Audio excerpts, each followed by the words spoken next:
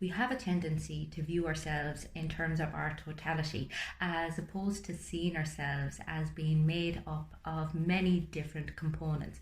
And consequently, we don't notice when we are paying too much attention to one aspect of ourselves and too little attention to another. One aspect of ourselves that tends to get far too much of our attention is our internal critic.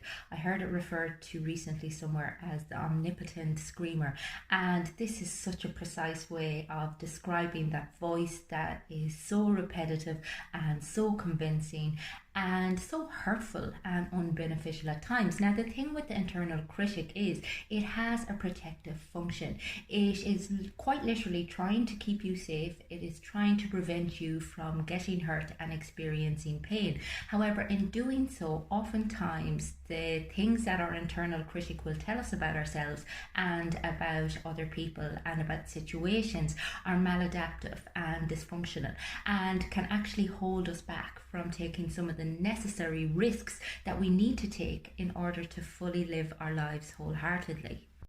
A common misconception that people have when it comes to how to approach the internal critic is that you can just shut it up entirely, or that you can positively affirm your way to a different narrative. And unfortunately, this just isn't the case. The more we try to repress or avoid our internal critic, the louder it tends to become. Likewise, when we try to implement positive affirmations, it just sounds so insincere. It's incongruent with our core beliefs, which are usually quite negative, and consequently is counterproductive. I mean, it might feel good temporarily, but in the long term, it doesn't actually help how you feel about yourself. Another mistake that we sometimes make about the internal critic is assuming that the voice is always going to be this roaring sergeant major. Sometimes the voice of our inner critic is very soft and coaxing, convincing us that we don't need to do something or that we should do something.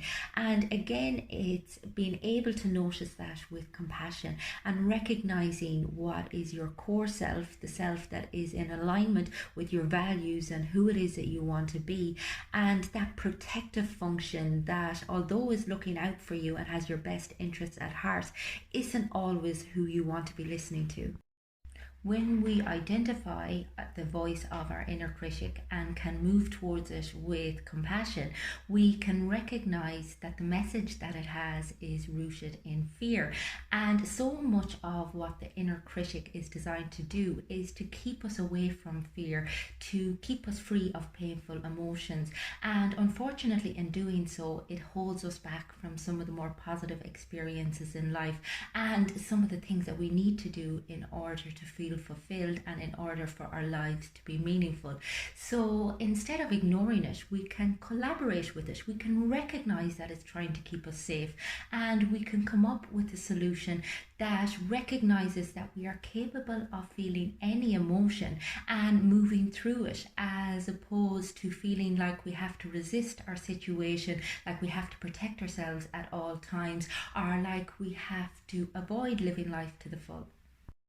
Our capacity to feel and experience every emotion is infinite, and yet our internal critic will tell us that we can only feel emotions that we recognize as being safe, and consequently we put a wall up between ourselves and so many of the joys that life has to offer.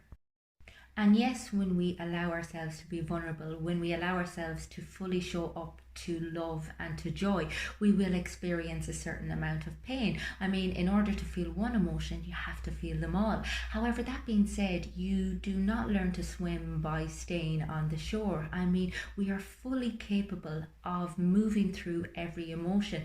And this is where the aliveness that we all are looking for is found. You know, that expansion, that opening of the heart and the opening of the mind that makes a person feel vital and fully invigorated. Another aspect of ourselves that we really tend to struggle with is our shadow side, our dark side. And these tend to be the parts of ourselves that we feel ashamed of, that we never want anybody else to know about. And we have a tendency to repress these sides, to shun them, to try and deny their existence. And again, like with internal critic, when we repress any aspect of ourselves, it tends to fester. It tends to show up in ways that we could never have imagined. Whereas when we meet that aspect of ourselves with the compassion that it deserves, it has its place and we're more able to manage it as opposed to it managing us. There is no erase button on the human experience. I mean, wherever you go, there you are. Every single aspect of yourself, including your past, including your shadow side, including your internal critic. And the more you can be accountable and responsible for who you are in a very compassionate manner, the more you can recognize that you are always good enough. You were always good enough. And the less likely you are to cause pain to yourself and to others. The more we recognize the aspects of ourselves that we're not all that proud of, the more accountable we're likely to be, the more self-compassion we're going to have, and consequently, the more compassion we're going to be able to muster up for other people. Ultimately, it's all about being on your own side. It's about being accountable, but also being compassionate. And the more we practice this with ourselves, the more likely we are to extrapolate it onto our relationships and to other people. As opposed to living in this place of restriction and resistance, we can live in a place of expansion and of love and compassion and understanding. And again, it's recognizing that our own fallibility is where we find our strength. I mean, oftentimes we exhaust ourselves trying to deny all of these aspects of ourselves, trying to be perfect, instead of recognizing that as humans we all have capacity to be shitheads at times, and forgiving ourselves for that and trying to work with it as opposed to working against it. If you would like to find out more about how you can work with your shadow side or your internal critic or both, get in touch with me on the website. It's fundamentals.ie.